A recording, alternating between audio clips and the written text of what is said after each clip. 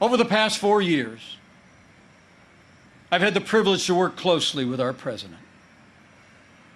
I've seen him when the cameras are off. Americans see President Trump in lots of different ways. But there's no doubt how President Trump sees America. He sees America for what it is.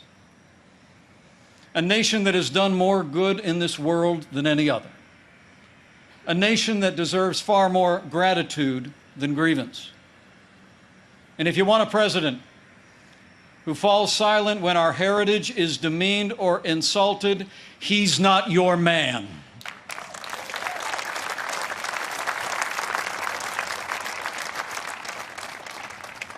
Now, we came by very different routes to this partnership. And some people think we're a little bit different. But you know, I've learned a few things watching him. Watching him deal with all that we've been through over the past 4 years. He does things in his own way, on his own terms. Not much gets past him. And when he has an opinion, he's liable to share it. He's certainly kept things interesting. But more importantly, President Donald Trump has kept his word to the American people.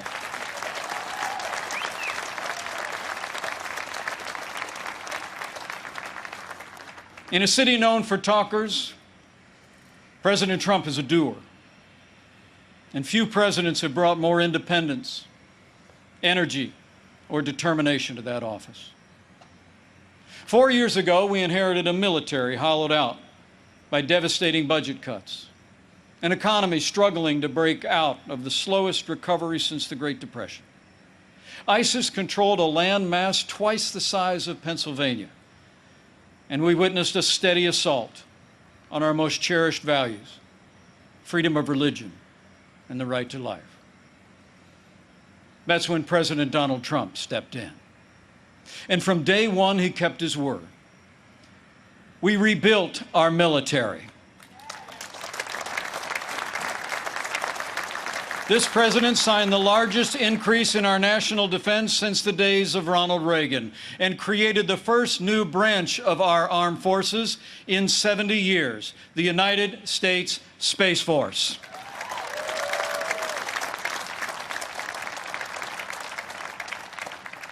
And with that renewed energy, we also returned American astronauts to space on an American rocket for the first time in nearly 10 years.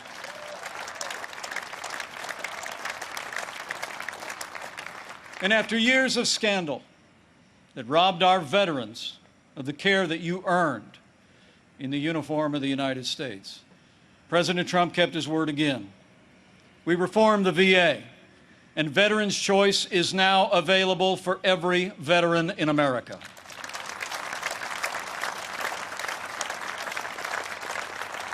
Our armed forces and our veterans fill this land of heroes. And many join us tonight in this historic fort. Tonight we have among us 4 recipients of the Medal of Honor.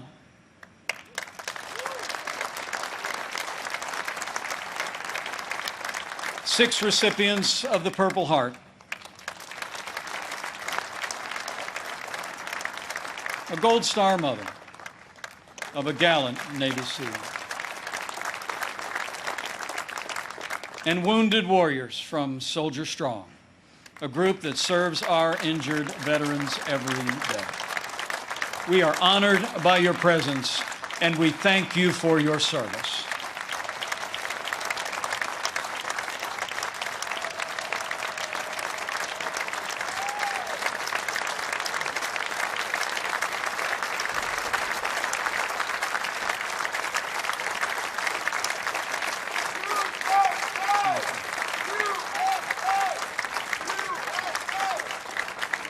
With heroes just like these, we defend this nation every day. And under this Commander-in-Chief, we've taken the fight to radical Islamic terrorists on our terms, on their soil. Last year, American armed forces took the last inch of ISIS territory, crushed their caliphate, and took down their leader without one American casualty. And I was there when President Trump gave the order to take out the world's most dangerous terrorist. Iran's top general will never harm another American because Qasem Soleimani is gone.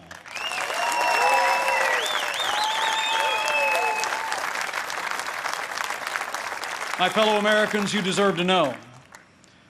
Joe Biden criticized President Trump following those decisions.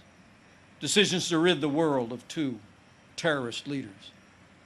But it's not surprising, because history records that Joe Biden even opposed the operation that took down Osama bin Laden. It's no wonder that the Secretary of Defense under the Obama-Biden administration once said that Joe Biden has been, and I quote, wrong on nearly every major foreign policy and national security issue over the past 4 decades. So we've stood up to our enemies, and we've stood with our allies.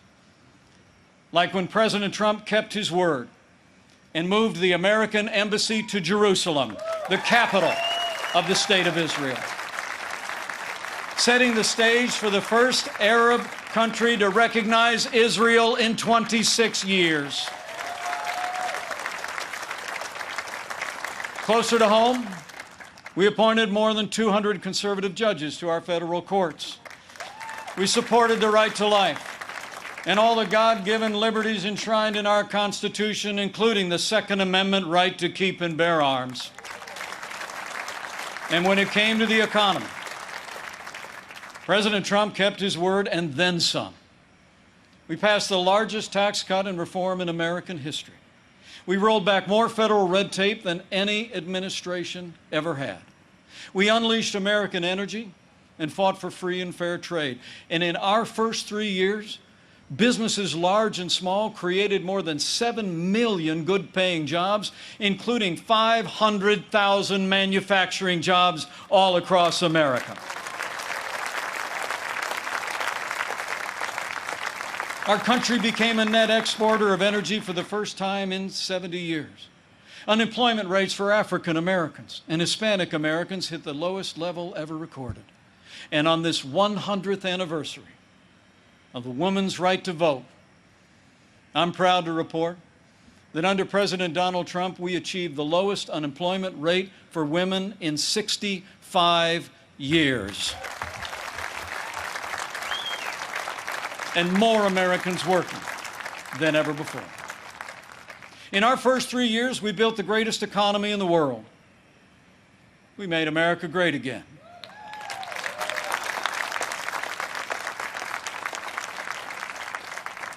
And then the coronavirus struck from China. Before the first case of the coronavirus spread within the United States, the President took unprecedented action and suspended all travel from China, the second largest economy in the world. Now, that action saved untold American lives. And I can tell you firsthand, it bought us invaluable time to launch the greatest national mobilization since World War II. President Trump marshaled the full resources of our federal government from the outset. He directed us to forge a seamless partnership with governors across America in both political parties. We partnered with private industry to reinvent testing and produce supplies that were distributed to hospitals around the land. Today, we're conducting more than 800,000 tests a day, and we have coordinated the delivery of billions of pieces of personal protective equipment for our amazing doctors, nurses, and healthcare workers.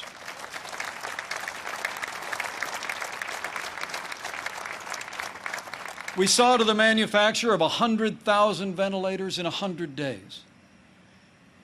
And no one who required a ventilator was ever denied a ventilator in the United States.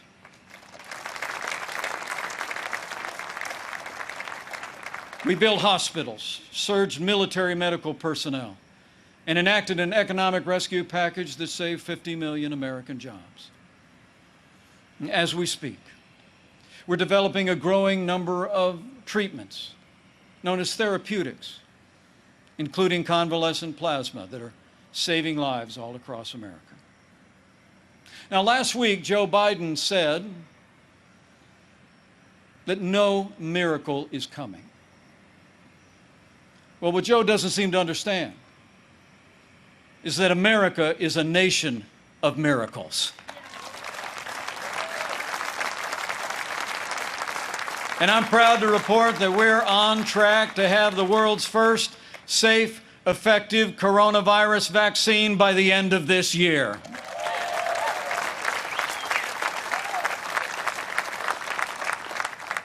After all the sacrifice in this year like no other, all the hardship, we're finding our way forward again. But tonight, our hearts are with all the families who've lost loved ones and have family members still struggling with serious illness. In this country, we mourn with those who mourn. We grieve with those who grieve. And this night, I know that millions of Americans will pause and pray for God's comfort for each of you. You know, our country doesn't get through such a time unless its people find strength within. The response of doctors, nurses, first responders, farmers, factory workers, truckers, and everyday Americans who put the health and safety of their neighbors first has been nothing short of heroic.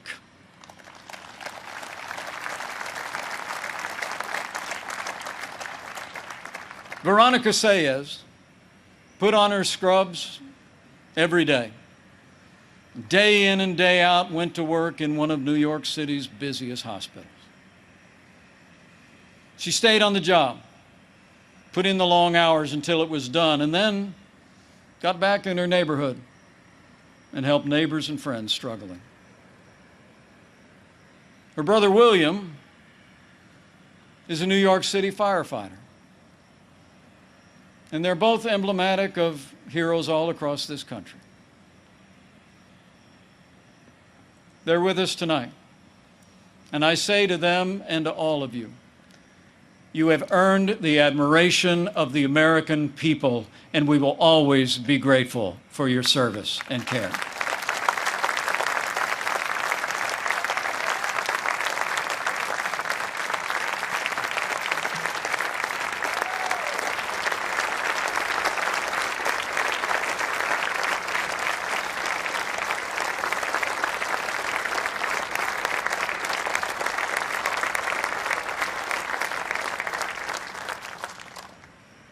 Thanks to the courage and compassion of the American people, we're slowing the spread.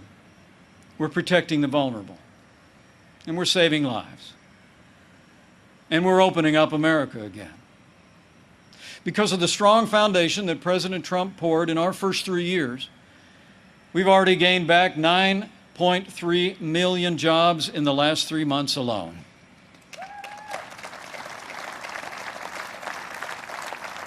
And we're not just opening up America again. We're opening up America's schools.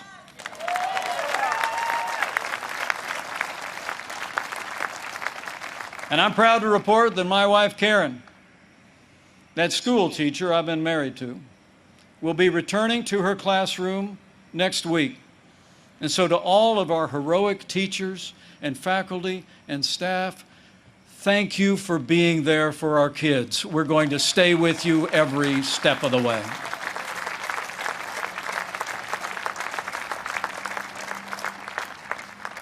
In the days ahead, as we open up America again, I promise you, we'll continue to put the health of America first. And as we work to bring this economy back, we all have a role to play. And we all have a choice to make. On November 3rd, you need to ask yourself, who do you trust to rebuild this economy? a career politician who presided over the slowest economic recovery since the Great Depression, or a proven leader who created the greatest economy in the world. The choice is clear. To bring America all the way back, we need 4 more years of President Donald Trump in the White House.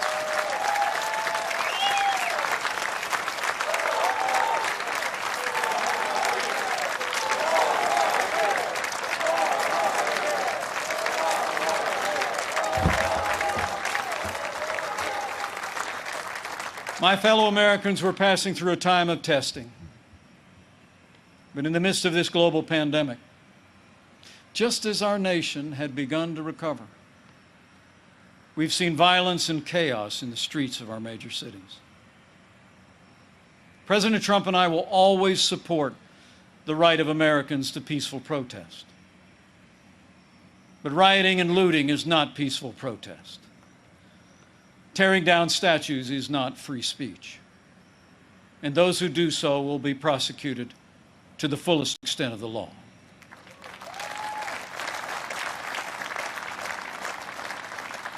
Last week, Joe Biden didn't say one word about the violence and chaos engulfing cities across this country. So let me be clear.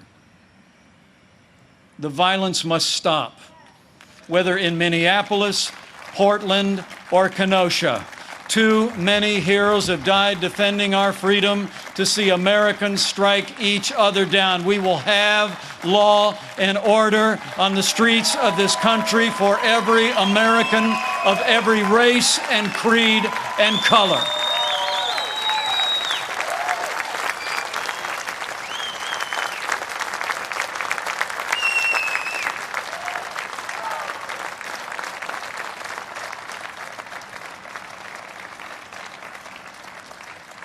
President Trump and I know that the men and women that put on the uniform of law enforcement are the best of us.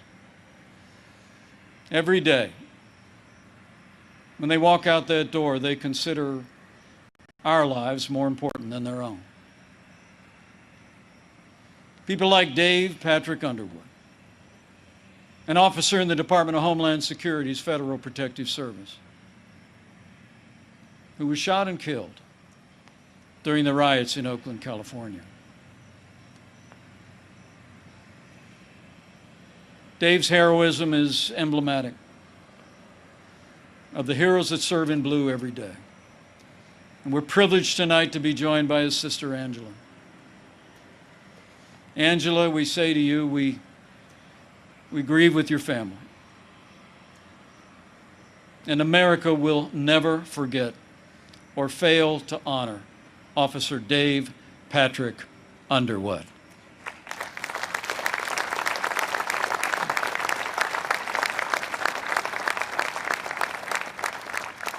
The American people know we don't have to choose between supporting law enforcement and standing with our African American neighbors to improve the quality of their lives, education, jobs, and safety.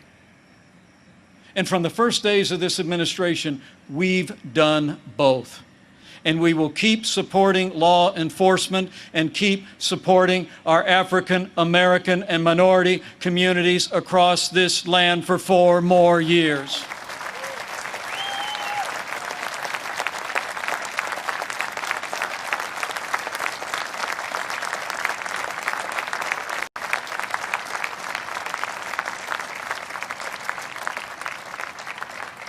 Now, Joe Biden says that America is systemically racist and that law enforcement in America has, and I quote, an implicit bias against minorities.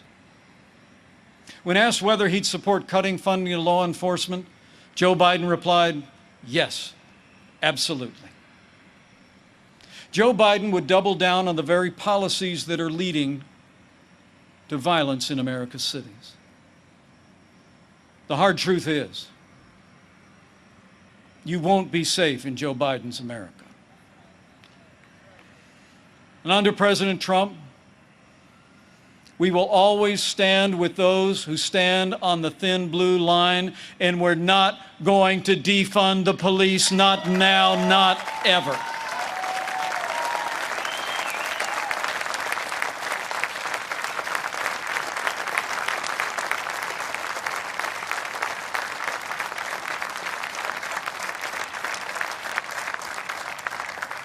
My fellow Americans, we're passing through a time of testing, but soon we will come to a time for choosing. Joe Biden has referred to himself as a transition candidate, and many were asking, transition to what? But last week, Democrats didn't talk very much about their agenda. And if I were them, I wouldn't either. I mean, Bernie Sanders did tell his followers that Joe Biden would be the most liberal president in modern times. In fact, he said, and I quote, that many of the ideas he fought for, that just a few years ago were considered radical, are now mainstream in the Democratic Party. At the root of their agenda is the belief that America is driven by envy, not aspiration. That millions of Americans harbor ill will toward our neighbors instead of loving our neighbors as ourselves. The radical left believes that the federal government must be involved in every aspect of our lives to correct those American wrongs. They believe the federal government needs to dictate how Americans live, how we should work, how we should raise our children, and in the process deprive our people of freedom, prosperity, and security. Their agenda is based on government control. Our agenda is based on freedom.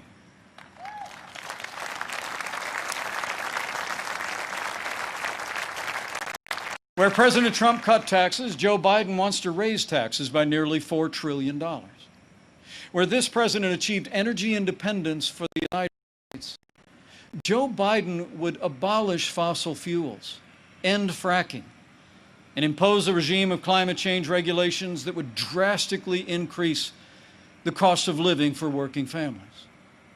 Where we fought for free and fair trade, and this president stood up to China and ended the era of economic surrender, Joe Biden has been a cheerleader for communist China. He wants to repeal all the tariffs that are leveling the playing field for American workers. And he actually criticized President Trump for suspending all travel to China at the outset of this pandemic. Joe Biden is for open borders, sanctuary cities, free lawyers and health care for illegal immigrants. And President Trump, he's secured our border and built nearly 300 miles of that border wall. Joe Biden wants to end school choice. And President Trump believes that every parent should have the right to choose where their children go to school, regardless of their income or area code. President Trump has stood without apology for the sanctity of human life every day of this administration. Joe Biden, he supports taxpayer funding of abortion, right up to the moment of birth. When you consider their agenda, it's clear. Joe Biden would be nothing more than a Trojan horse for the radical left. The choice in this election has never been clearer, and the stakes have never been higher. Last week, Joe Biden said, democracy's on the ballot. And the truth is, our economic recovery is on the ballot. Law and order are on the ballot. But so are things far more fundamental and foundational to our country. In this election, it's not so much whether America will be more conservative or more liberal, more Republican or more Democrat. The choice in this election is whether America remains America.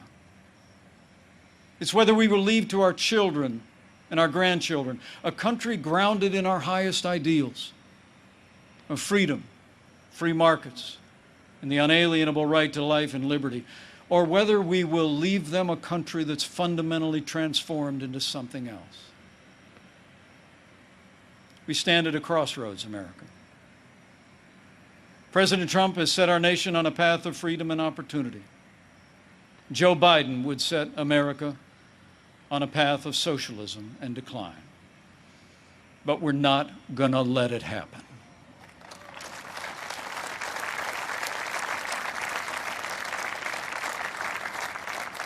President Donald Trump believes in America and in the goodness of the American people, the boundless potential of every American to live out their dreams in freedom. And every day, President Trump has been fighting to protect the promise of America. Every day, our president has been fighting to expand the reach of the American dream. And every day, President Donald Trump has been fighting for you. And now it's our turn to fight for him.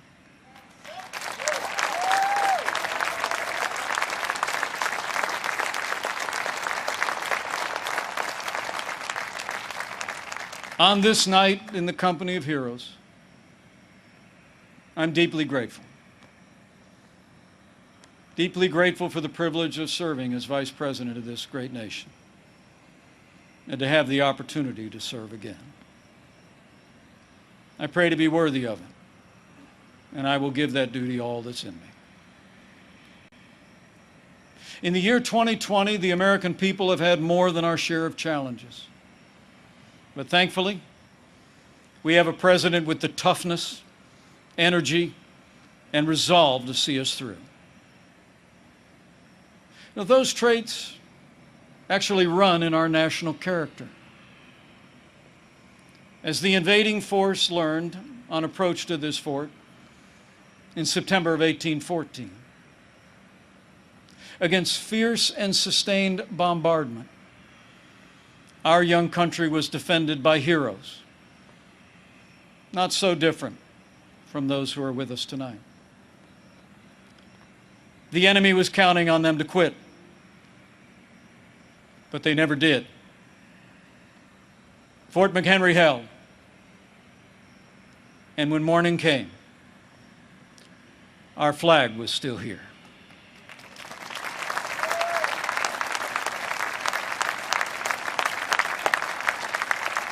My fellow Americans, we're going through a time of testing. But if you look through the fog of these challenging times, you will see our flag is still there today.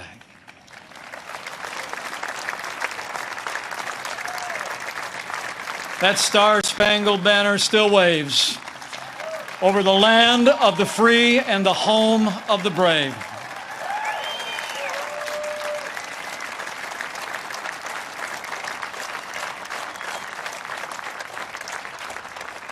From these hallowed grounds, American patriots in generations gone by did their part to defend freedom. Now it's our turn. So let's run the race marked out for us. Let's fix our eyes on Old Glory and all she represents. Let's fix our eyes on this land of heroes and let their courage inspire. And let's fix our eyes on the author and perfecter of our faith and our freedom. And never forget that where the Spirit of the Lord is, there is freedom. That means freedom always wins.